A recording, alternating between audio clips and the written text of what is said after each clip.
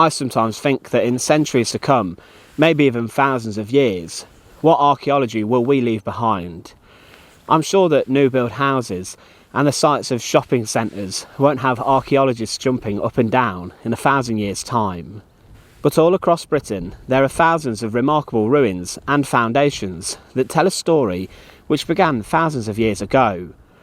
Most people walk past hut circles and they won't even notice them, but these were the remains of houses that had been built thousands of years ago. They are the ruins of a low stone wall that was built around the foundation of a roundhouse, where families would live. The house inside of the circle of stones or walls would have been made from timber and thatch and other materials which were readily available.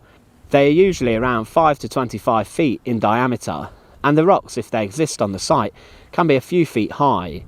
But if there are no rocks, then the earth can still tell a story that within the circle structure there were people living there.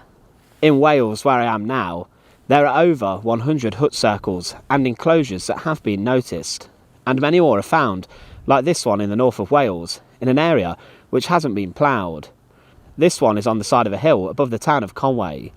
The town and castle came after this, but thousands of years ago, a family was sat here living, overlooking the water, and they would probably have the very same view to what we have today. In England, there are around 5,000 hut circles, and many of these are very well preserved, and the ones which are best preserved are in more remote areas, like this in the centre of Snowdonia in Wales. The first settled ones in England date back to around 1300 BC, over 3,000 years ago.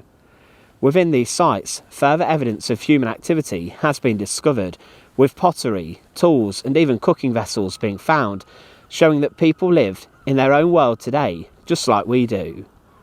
What a beautiful place to live as well. They definitely picked the right area, the right spot. Better than living in a town.